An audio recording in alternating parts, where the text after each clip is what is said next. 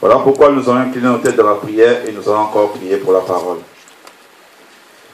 Père éternel, la Bible nous dit au commencement était la parole était avec Dieu et la parole était Dieu. Ce matin, nous avons besoin de cette parole qui est Dieu. Car nous avons réalisé dans nos vies, sans Dieu, nous ne pouvons rien. Alors nous t'invitons, Seigneur, à venir combler, Seigneur, le vide dans nos cœurs. À venir nous parler, ô Dieu de gloire. Seigneur, nous sommes là pour toi. Si nous sommes venus ce matin, Seigneur, parce que nous sommes venus chercher quelque chose que nous n'avons pas trouvé dans le monde, fais-le pour ta gloire, Seigneur. Nous sommes tes enfants, les troupeaux de ton pâturage. Et toi, tu es notre péché. Tu connais ce qui est mieux pour nous, Seigneur. Fais-le pour ta gloire, Seigneur. Le monde n'a rien à nous donner, Seigneur. Voilà pourquoi nous avons réalisé, bon, de venir dans ta présence, chercher la vie, Seigneur. Fais-le, Seigneur, nous te supplions, notre Dieu. Règne en ce moment et prends la direction de ces moments. Que tout soit pour ta seule gloire. Nous chassons tout ce qui ne confesse pas ta Seigneurie. Tout ce qui ne glorifie pas ton nom. Au nom de Jésus. Et nous refusons la distraction, Seigneur. Prends place au milieu de nous, Jésus. Et conduis-nous. Au nom de Jésus-Christ. Amen. Amen. Amen.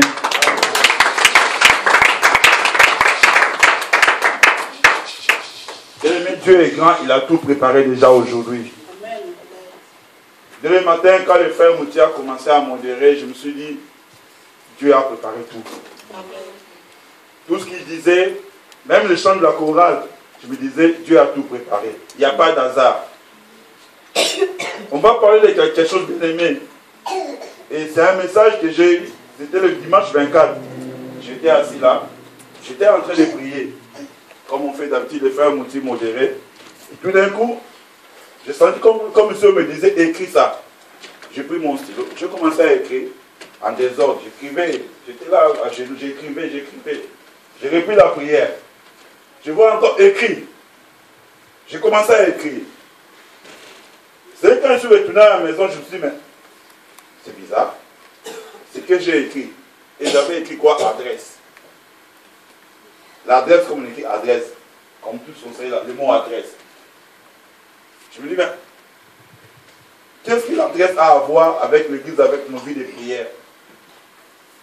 Mais c'est qu'après que j'ai compris une chose, quand j'ai continué la prière chez moi à la maison, que Dieu voulait nous parler à propos de l'adresse. Nous savons tous quand nous venons ici en Belgique qu'il faut une adresse. Pour que l'État te reconnaisse, il te faut une adresse.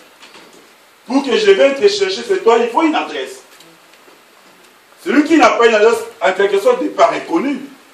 On doit avoir l'adresse.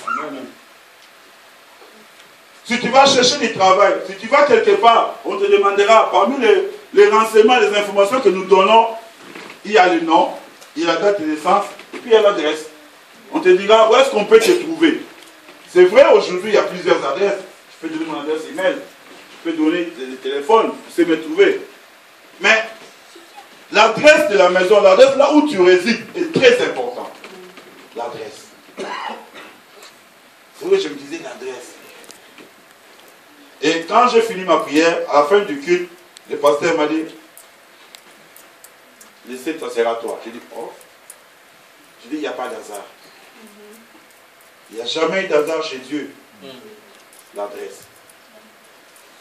Alors, j'ai commencé à réfléchir, je dis l'adresse. Mais on a une adresse déjà. Là où j'habite, c'est mon adresse. Est-ce que j'ai besoin encore d'une autre adresse? Parce que je sais qu'officiellement, légalement, on doit avoir qu'une seule adresse où on réside. C'est vrai, il y a des gens qui ont 2-3 maisons, mais c'est une adresse secondaire. L'État a besoin d'une adresse principale. Si on veut te chercher, on t'appellera ton nom. Actuellement, avec le numéro national belge, on sait te trouver. On dit, ah, le monsieur ou bien la dame habite dans telle adresse. Nous devons avoir l'adresse. Parce que, partout où tu iras, tu auras besoin de l'adresse où tu peux résider. Tu t'écriras ça quelque part. Si tu veux me trouver, j'habite dans tel, j'habite dans tel. C'est très important. C'est une information capitale pour quelqu'un. l'adresse.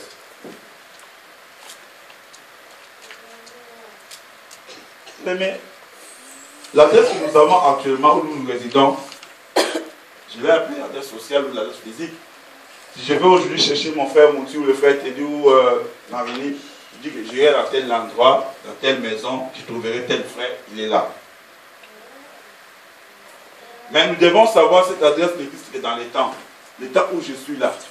Quand je quitte, je change de commune, mon adresse aussi va changer. Je sais que quand j'habitais Charleroi, chez Grand Rive, c'est ici, c'était mon adresse. Quand j'ai quitté pour aller à Mont-sur-Marchène, sur Paul Pasteur, j'ai changé d'adresse. Nous tous, nous habitons quelque part, mais nous habitons temporellement, provisoirement. Peut-être un jour après, tu quitteras la Belgique, tu iras au Canada, tu vas changer d'adresse.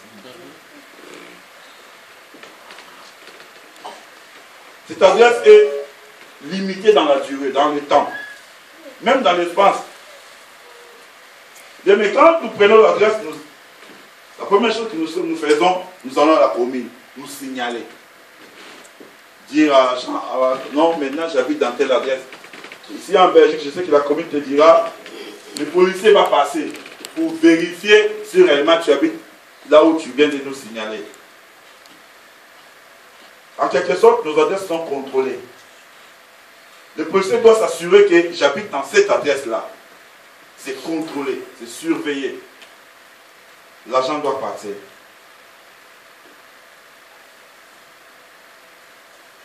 En résumé, ce que je veux dire, quoi, c'est là où nous habitons, c'est provisoire, c'est temporaire, ce n'est pas permanent. Je peux changer l'adresse comme je veux. Si je trouve que non, à marcher un pont, ce n'est plus bon, je vais habiter Gili, je change d'adresse. Cette adresse est passagère. Amen. Amen.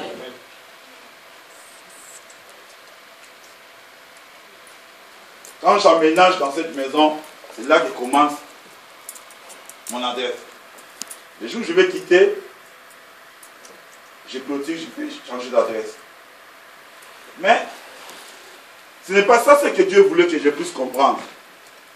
Il voulait que je puisse comprendre, à dehors de l'adresse que j'ai aujourd'hui, il y a une autre adresse. Amen. Amen. Luc chapitre 23, du verset 39 au verset 40. Luc 23, 39, 31 verset au 41 verset.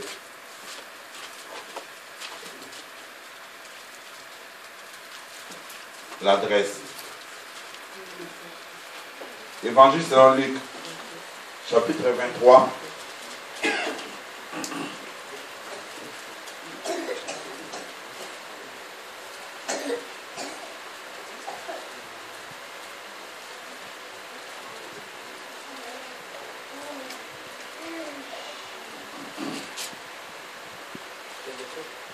Du verset 39 au verset 40.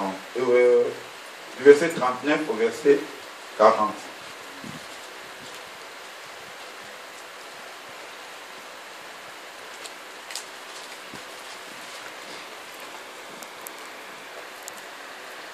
Bon, on peut lire jusqu'au verset 43. Bon, du verset 39 au verset 43. Alléluia. Amen. Et quand un enfant est né, on le déclare à l'hôpital, même à la commune, on sait que cet enfant est né. Mais, parmi les informations qu'on demandera, il y a aussi, il va habiter où? L'enfant habitera où? Parce qu'il ne restera pas dans la rue. La naissance nous donne droit à une adresse. Mais la mort veut mettre fin à cette adresse-là. Le jour où la personne va mourir, on dit, ah, cette personne, elle habitait ici. Il y a quelqu'un qui va te remplacer dans cette adresse-là. Alors quand j'avais dit, cette adresse est passagère, est momentanée, provisoire, elle n'est pas permanente. Amen. Amen. Mais ici, écoutez ce que la Bible nous dit, ici. J'ai lu au nom de Jésus. L'un des malfaiteurs crucifié l'injuriait, disant, n'es-tu pas le Christ? Sauve-toi toi-même et sauve sauve-nous. Mais l'autre les reprenait et disait, ne crains-tu pas Dieu, toi qui subis la même condamnation? Pourquoi? Toi qui subis la même condamnation. Pour nous, c'est justice, car nous recevons ce qu'on mérite. C'est qu'on méritait nos crimes, voilà.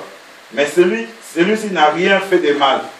Et il dit à Jésus, souviens-toi de moi quand tu viendras dans ton règne. Jésus lui répondit, je te le dis en vérité, aujourd'hui, tu seras avec moi dans le paradis. Quand je lis ça, je me dis, mais où est le rapport entre la Grèce et ce que j'ai conversé? Je ne voyais pas les liens entre ces passages et ce que c'est la Grèce. Mais j'ai compris une chose. Quand Jésus a été crucifié, il a été crucifié avec deux personnes, deux malfaiteurs. L'un des malfaiteurs a commencé à injurier Jésus. Il a dit, mais toi tu es Dieu.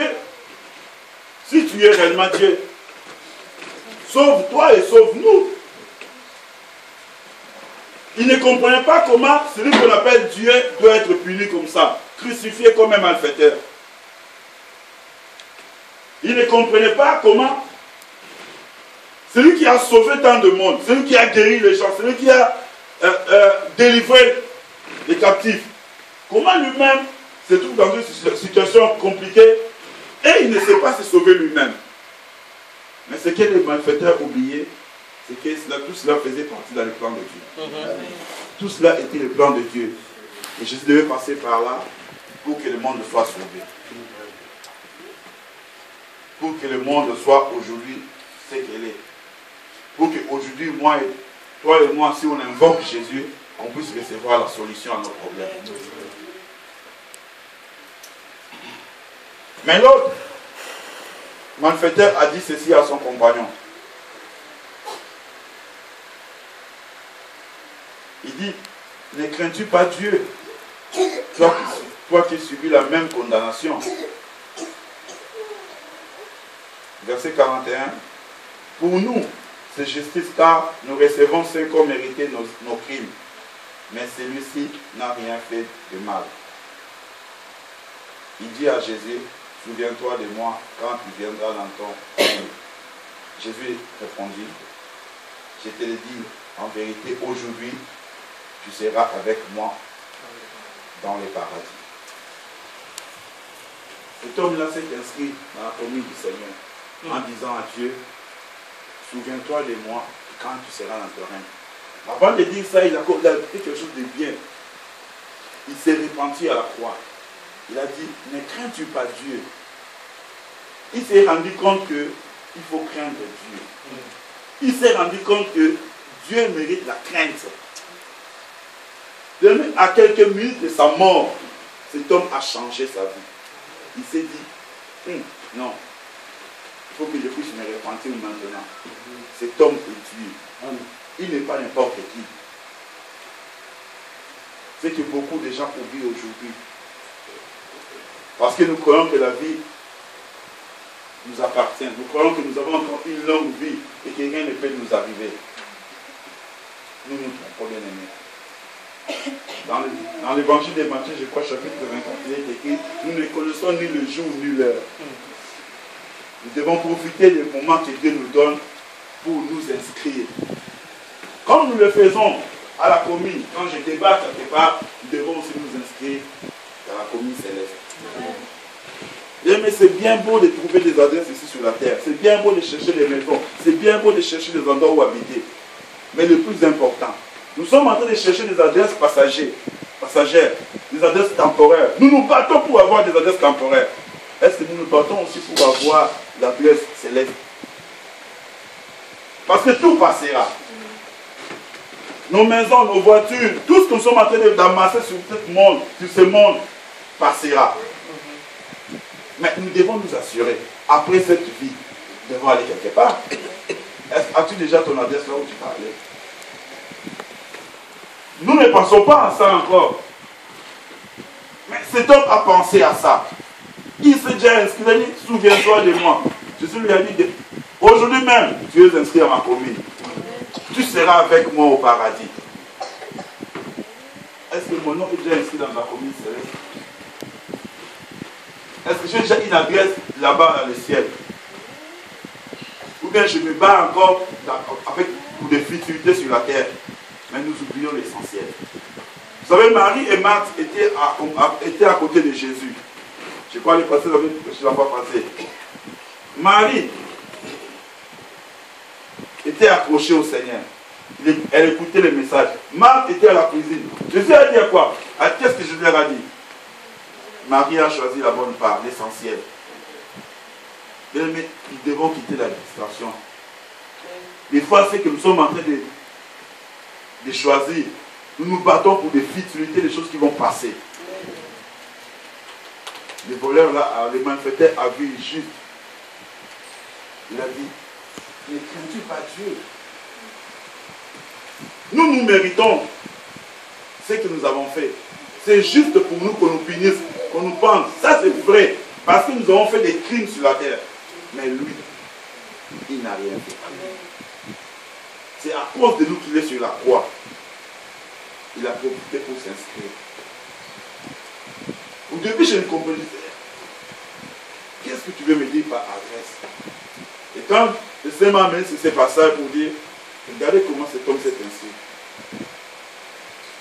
Beaucoup de gens aussi aujourd'hui, nous embellissons nos maisons, nous transformons nos maisons, nous changeons l'aspect de nos maisons. Est-ce que là où nous irons après nos morts, nous pensons déjà à ça? Nous nous préparons déjà à ça? Parce que la mort peut frapper à tout moment. Ça peut arriver à tout moment. Le lundi, après la prière, je me suis levé chez moi, je dis qu'il va aller travailler. Levé. Cette nuit-là, j'ai vu une fille qui m'a dit, tu mourras aujourd'hui. Je dis, je me réveille le matin, je dis ça à personne. Je me réveille comme tous les matins, je prie d'abord, je sors de chez moi. Vous savez, quand vous avez déjà chez le pasteur, c'est Paul Pasteur, le dernier feu rouge pour prendre la gauche pour aller chez le pasteur. Vous voyez le feu rouge là? Et bien moi, souvent, je sors par là pour aller travailler. J'arrive là, le feu est vert. Non, le feu était rouge. Je freine, le feu passe de rouge en vert. Mais, au lieu de démarrer, c'est comme si on m'a freiné. Je suis resté dans... Je n'ai pas démarré, je suis resté au feu. 2 secondes après, une voiture, une BMW nouveau modèle qui est passée là, le gars a brûlé le feu rouge. Je me suis dit que j'avais osé avancer parce que le feu était vert. Il allait me prendre juste moi, là où je me trouvais, le côté chauffeur. Et puis quand il est passé, il ne s'est même pas arrêté. Waouh! Il a brûlé le feu. Pour démarrer bien aimé, j'ai eu des frissons. Je me suis avancé un peu, il y avait une femme de côté, cette femme m'a regardé. Elle-même, je me disais, elle ne sait pas pourquoi j'ai freiné, je n'ai pas démarré. Moi, je ne sais pas pourquoi j'ai freiné. Et pourtant, le feu était vert, mais j'ai freiné. Pourquoi j'ai freiné, je ne sais pas. Mais j'avais quand même freiné. J'avoue aujourd'hui, depuis ce jour-là, même si le feu est vert là-bas, je freine toujours. Je regarde, non, il n'y a aucune voiture qui arrive. Les gens me trouveront peut-être, mais le feu est vert, il peut passer. Mais je freine toujours là. Je freine, j'avance un peu, je regarde, puis je passe. Parce que ce jour-là, j'avoue que j'ai eu peur. Parce que la manière dont cette voiture est passée, a brûlé le feu rouge, mais si j'avais osé, parce que le feu était vert, aujourd'hui, on avait personne qui me parlait de moi. On avait parlé de moi dans le passé. Ah, quand les frères étaient là. Et là, vu ce qui s'est passé, plus le message que j'ai eu à l'église, je me suis dit, il faut nous préparer. Il faut avoir une adresse, bien aimé. Il faut avoir une adresse. Mais l'adresse que nous devons avoir auprès du Seigneur, cette adresse doit être spirituelle. Ce qui deviendra un jour céleste, ça dépendra des personnes. C'est une adresse éternelle. personne ne viendra chasser cette adresse. La vie, oh non, tu vas changer, tu vas quitter pour aller ailleurs. Non, là, il n'y aura pas de déménagement. Là, il n'y aura rien. Il y aura que quand tu viens là-bas, tu t'installes pour tout et une fois pour tout, c'est tout. Mais vous savez que lorsqu'on déménage quelque part, l'argent communal vient passer. Et nous savons tous que ce monde est dirigé par les diables. Le diable aussi vient voir là où tu viens élire domicile. Hein. Quand tu changes d'adresse, je vois les gens qui changent d'adresse, sentiment dans les maisons comme ça, ne plus même pas. N'abandonne pas la maison entre les mains du Seigneur. Vous savez que le diable vient aussi contrôler, vient aussi regarder. Ah, cette personne a changé d'adresse. Tout comme les gens du quartier viennent voir. Je parlais de comment ils viennent voir là où tu habites maintenant, ils viennent regarder. Bien mis la baisse. Nous devons nous inscrire. Matthieu 22, 32 dit, notre Dieu n'est pas un Dieu de mort, c'est un Dieu de vivant. Pendant que nous sommes sur la terre, pendant que nous bougeons, pendant que nous marchons, pendant que nous arrivons à chanter, à mouvoir, à faire des choses, nous devons préparer notre adresse céleste. Ce n'est pas après la mort, même si on fait les messes de requiem, même si on appelle des grands pasteurs, c'est fini pour nous. C'est maintenant que nous devons préparer notre adresse. C'est maintenant que nous devons dire, je suis là, je prépare déjà là-haut. Quand j'irai là-bas, ça sera que la fête. Je crois que je vais habiter à côté des... Moi, j'ai toujours dit, je vais bien habiter à côté des Paul. Donc, moi, ma voix sera David, ma voix sera Paul. Mais je ne sais pas là où tu habiteras. Mais ne compte même pas qu'il... Oh non, comme quelqu'un nous a dit, il faut à Kinshasa, mais moi, je serai clochard au ciel. Il n'y aura pas de clochard. Non. Il n'y aura pas de clochard au ciel. Chacun sera chez soi. Il n'y aura pas de clochard. Yes. Il n'y aura pas de clochard, bien aimé. Clochard, c'est sur la terre. Parce que là, la Bible dit qu'il y aura de la joie. Or, un clochard n'est pas dans la joie. Il n'y aura pas de clochard dans les cieux, bien aimé. Le moment est venu, bien aimé. Nous devons nous préparer, bien aimé. As-tu déjà fait ton inscription? Parce que avoir peur de la mort ou ne pas avoir peur de la mort, nous mourrons tous. Même si tu le proclames, tu dis, moi je n'ai pas peur de la mort. Bien aimé, peine perdue. Genèse 3, 19 dit, nous sommes poussière, nous retournerons à la poussière. Et cette parole va se concrétiser. De Dieu ou de pas, voulu ou pas, on passera. Yes. Mais le plus important, c'est l'éternité. Là où nous serons dans l'éternité.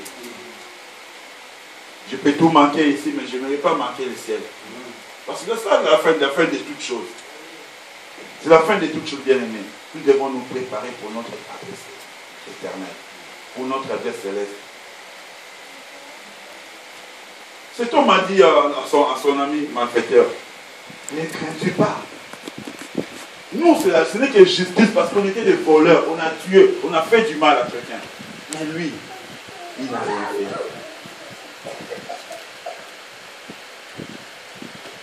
Quelle humilité, en disant, nous méritons ce qui nous est arrivé. C'est l'humilité complète de l'ennemi. Le problème ici au monde, c'est que nous n'arrivons pas à reconnaître nos torts. Nous voulons toujours avoir raison. Nous ne voulons pas nous humilier et dire, là, je fais ce qui n'est pas bon. Là, j'ai fauté. Là, j'ai commis une erreur. Reconnaître son tort. C'est ça qui peut nous ouvrir la porte du ciel. C'est ça qui peut nous ouvrir l'inscription à l'adresse céleste.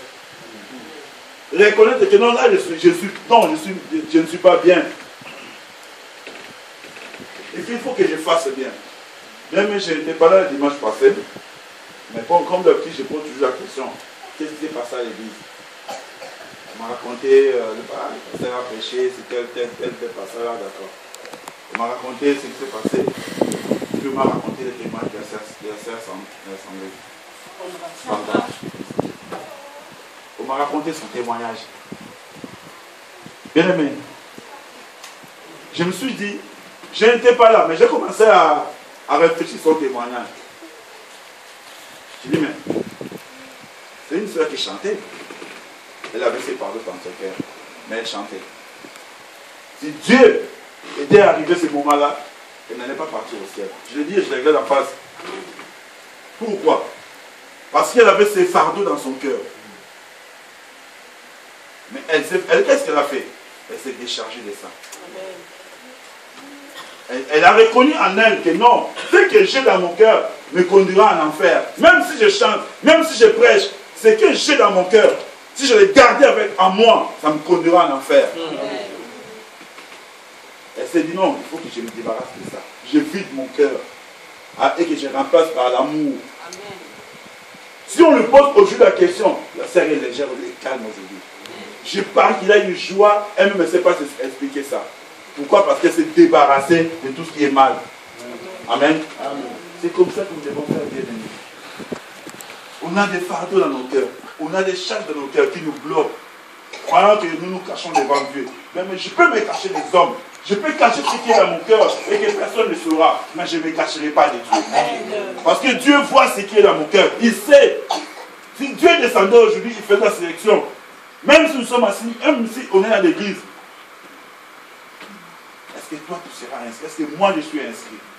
Quand Dieu ouvrira la liste. Parce que Dieu tient un livre. Même deux. Livre de vie et livre de souvenirs. Si Dieu ouvrait aujourd'hui ce livre, est-ce que mon nom, ton nom y est inscrit? Amen. Amen. Est-ce que nos noms sont inscrits? Nous sommes inscrits à la commune de Charleroi ici.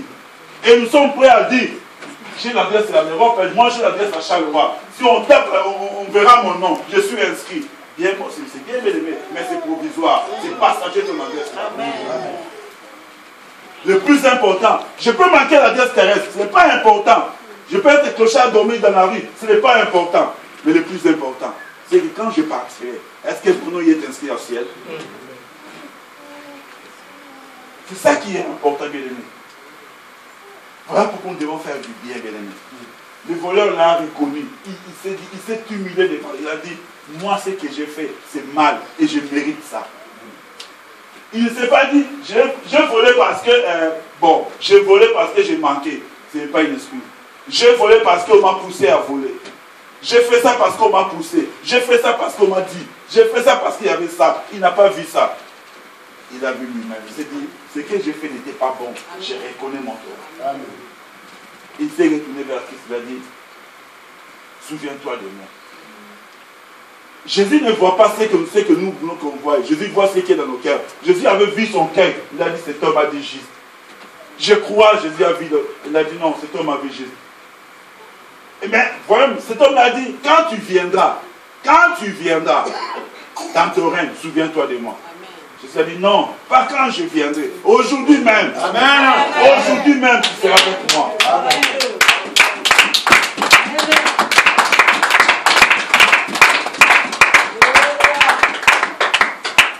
Alléluia. Amen. Amen. Nous cherchons à devenir des Belges. Je cherche à devenir français. Je cherche à devenir américain.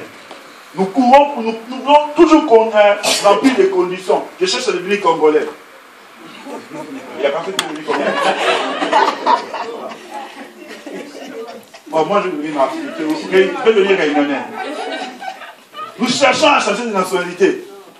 Mais le plus important, tu dois chercher à devenir citoyen du ciel. Amen.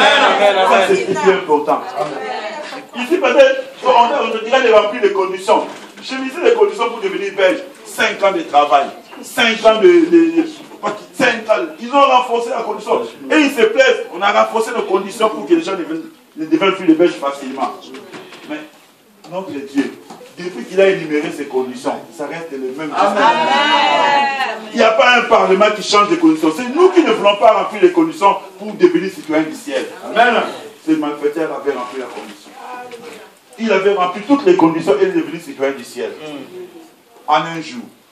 Si j'ai introduit mon dossier aujourd'hui à l'état belge pour que je devienne belge, on me dit attends 6 mois, 2 ans. Et au Parlement, il faut attendre 3 ans même pour devenir belge. Mais les malfaiteurs, en un jour, il est devenu citoyen du ciel. Amen. Avant de mourir, chose grave, avant de mourir, beaucoup attendent la mort pour aller au paradis. Lui, il était au paradis déjà avant de mourir. Quelle grâce. Bien, mais que Dieu te dise aujourd'hui, tu seras avec moi au paradis. Mais quelle joie. Amen. Je ne pense pas que tu vas sortir pour éviter les péchés. Tu vas dire, je ne vais même pas regarder la télé, pas internet, même pas téléphone. Je vais rester chez moi. Je ne vais même pas sortir. Sinon, je vais rater le ciel. Avant de mourir, Dieu lui a dit, tu seras avec moi au paradis. Donc il est devenu citoyen du ciel avant même de mourir. Et pourquoi pas nous, bien-aimés? Pourquoi pas nous devenir aussi citoyens du ciel? Son nom était déjà inscrit avant qu'il meure. Mais quand on voit son passé, c'est un voleur, un malfaiteur, un brigand, celui qui tuait les autres, celui qui faisait du mal, qui volait les autres. Je crois que les mondains vont dire, ah non, si lui va rentrer au paradis, moi aussi j'entrerai. C'est bien beau de déclarer ça. Mais lui, il a franchi les pas. Il a franchi les pas, il a rempli les conditions. Bien aimé, en lisant ma Bible, Luc chapitre 9, verset 27 à 36, j'ai vu comment, là, il nous montre comment, quand Jésus priait, Moïse et Élie sont descendus voir Jésus. Et je me suis dit, cela est vrai, qu'au paradis, les gens vont aller. Parce que Moïse a fait du bien aux gens. Élie a fait du bien aux gens. Et quand Jésus priait, ces deux hommes sont descendus voir Dieu. Ça prouve que, au-delà de cette vie, il y a une autre vie. Parce qu'ils sont revenus. Nous connaissons tous Élie, Moïse avait disparu. Élie était mort. Mais ils sont revenus quand Jésus priait. Tout en ayant un corps céleste. Ils sont venus plus pour nous dire, il y a un avenir après cette vie. Il y a un avenir après cette vie. C'est bien beau de nourrir ton corps aujourd'hui. C'est bien beau de soigner aujourd'hui. D'être beau, d'être belle. C'est bien. Ce n'est pas mauvais. Est-ce que ton cœur, quand on te voit beau aujourd'hui, quand on te voit belle aujourd'hui, est-ce que mon cœur est comme ça? Au fond de moi, la bonté y est? Ou bien mon cœur est rouge, mais l'apparence ici on me voit vert. Ou bien mon cœur est jaune, mais quand on me regarde, on me voit orange. Quand David faisait sa prière, il disait quoi? Il disait, ce qui sort de ma bouche, c'est ce qui est dans mon cœur. Amen. Amen. C'est ça, bien aimé. Il y a des citoyens du ciel. Aujourd'hui, je peux dire Moïse, c'est un citoyen du ciel. Parce qu'il a apparu quand Jésus priait. Je peux dire Élie, c'est un citoyen du ciel. Quand Saül est allé déranger les prophètes, prier, qu'est-ce que le prophète lui a dit? Tu me déranges pourquoi? Tu me déranges. Je mets déjà une vie de paix, une vie de... Là où je suis, pourquoi tu m'appelles? Que nous devons soigner nos vies. Il n'est pas encore trop tard, même Dieu a une adresse. Même Dieu habite quelque part. Vous savez, pour trouver Dieu, c'est facile. Hein? Il habite quelque part. Psaume chapitre 76, versets 2 à 3. Psaume 76, 2 à 3.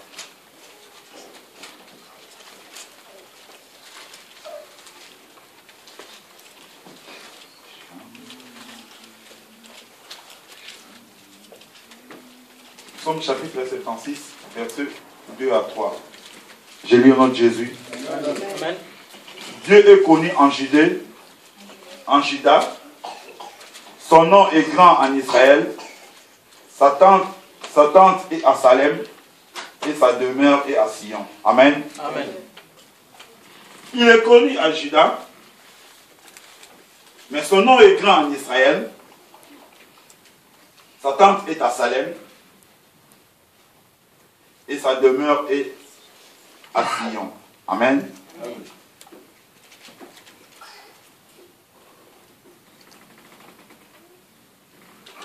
Salem, ça veut dire en français paix. Et là où vient la ville de Jérusalem, ville de paix. Amen. Amen. On dit que sa demeure est à Sion. Sion, c'est une montagne.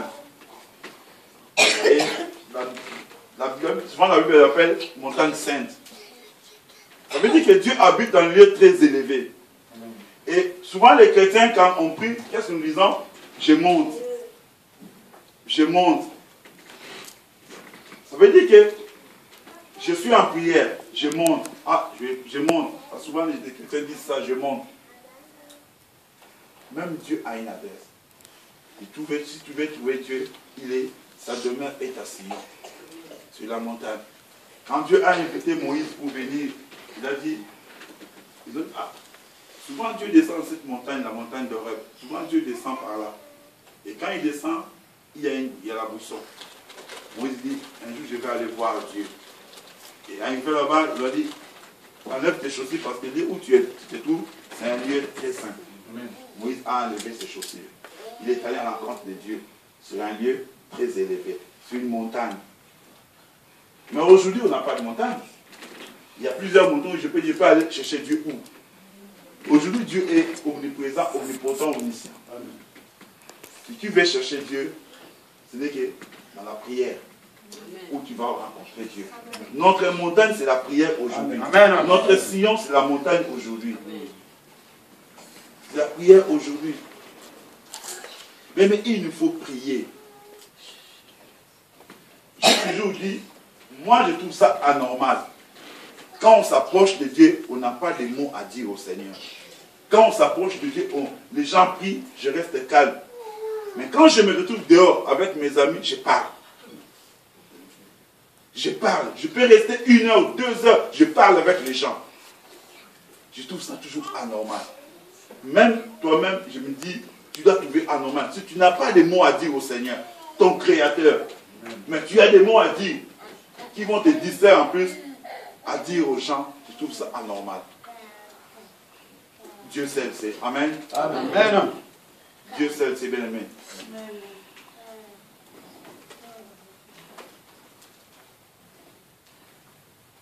Bien aimé, pendant que nous sommes sur la terre, nous devons nous préparer. Pendant que nous sommes sur la terre, nous devons savoir quelle sera notre fin. Pour le voleur, c'était déjà clôturé et fini. Il a fait ce qu'il fallait faire et au beau moment. Mais la Bible dit, nous ne connaissons ni les jours, dans Matthieu 24, à partir du verset 36 jusqu'à 51, nous ne connaissons ni l'heure, ni les jours où la mort peut frapper. Imagine-toi maintenant, tu habites chez toi. Un jour, c'est comme le huissier. Ils débarquent sans te dire qu'ils vont débarquer. Moi, ils ont débarqué chez moi il y a quelques semaines. Là. Bah, je vois des policiers, des musclés comme ça. Je dis, ah bon? Vous me cherchez, on vient chez moi, d'accord. Je dis, mais je ne sais pas sortir, même ni vous ouvrir la porte parce qu'il fallait partir avec la clé. Ils m'ont dit, ah bon? Et je regarde, oui, je dis, mais je ne sais pas vous ouvrir parce qu'il fallait partir avec la clé. Ils m'ont dit, bon, on revient dans 20 minutes. Oui, d'accord, revenez. Ils sont revenus dans 20 minutes. Oh, il fallait voir quel orgueil avec le huissier là. Bon, quand ils regardent les mêmes, ça, on va prendre ça, on va prendre ça, ils regardent, ils notent. Mais parfois Dieu est bon, hein. Et c'est tombé à la fin de l'année, à la fin du mois. Il dit, écoute, on va appliquer la Bible. Ça c'est moi, hein. Il dit, il faut payer la dîme, hein. Quand le huissier arrive, il faut payer la dîme, il faut payer la dîme. On prépare notre dîme, on prie, on donne la dîme. J'appelle le huissier. Non, on va prendre tes meubles, on va prendre tout chez toi le 27. Ils ont même mis la date. Je suis d'accord. Bon, j'appelle le ministère des Finances qui m'avait envoyé le huissier. J'appelle les gars, je prie, j'appelle les gars. Les gars m'ont dit, je vais m'en occuper. J'appelle le huissier. Oh non, on nous a retiré les dossiers. Hein. Je dis, bon, tu vois, avec tout l'orgueil qui vient comme ça, tu vois comment Dieu fait? Je paye la dîme là-bas, je dis, occupe-toi de huissier là.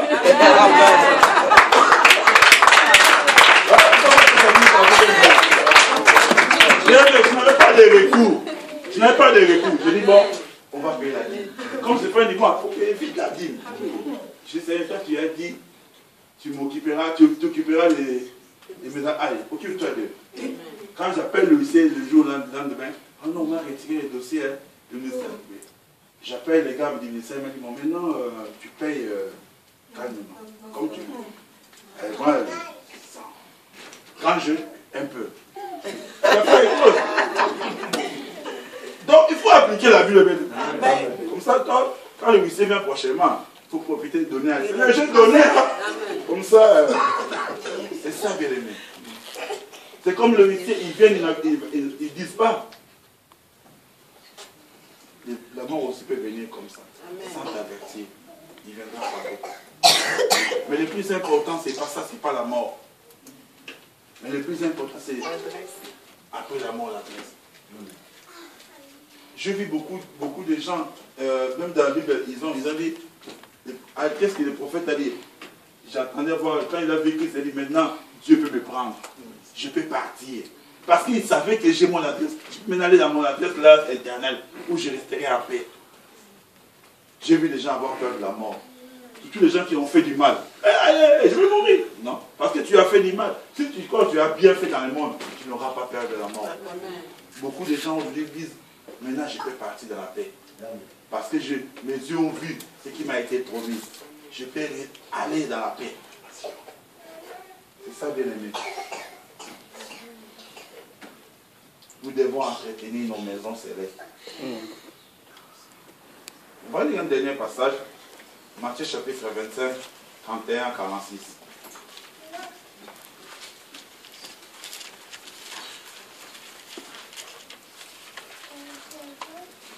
Matthieu 25, 31 à 46.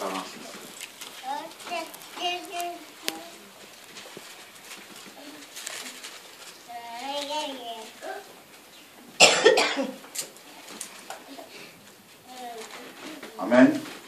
Amen.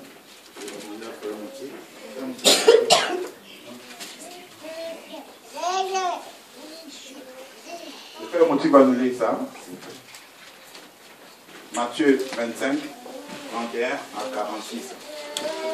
Je vais lire la parole du Seigneur. Amen. Matthieu 25, 31 à 46. On peut écouter s'il vous plaît. Matthieu 25, 31 à 46 nous dit ceci. Lorsque le Fils de l'homme viendra dans sa gloire, avec tous les anges, il s'assiera sur le trône de sa gloire. Toutes les nations seront assemblées devant lui. Il séparera les uns d'avec les autres, comme le berger sépare les brebis d'avec le bouc. Et il mettra les brebis à sa droite et les boucs à sa gauche. 34. Alors le roi dira à ceux qui seront à sa droite, venez, vous qui êtes bénis de mon Père, prenez possession du royaume qui vous a été préparé dès la fondation du monde. Car j'ai eu faim et vous m'avez donné à manger. J'ai eu soif et vous m'avez donné à boire. J'étais étranger et vous m'avez recueilli. J'étais nu et vous m'avez vêtu. J'étais malade et vous m'avez rendu visite. J'étais en prison et vous êtes venus vers moi.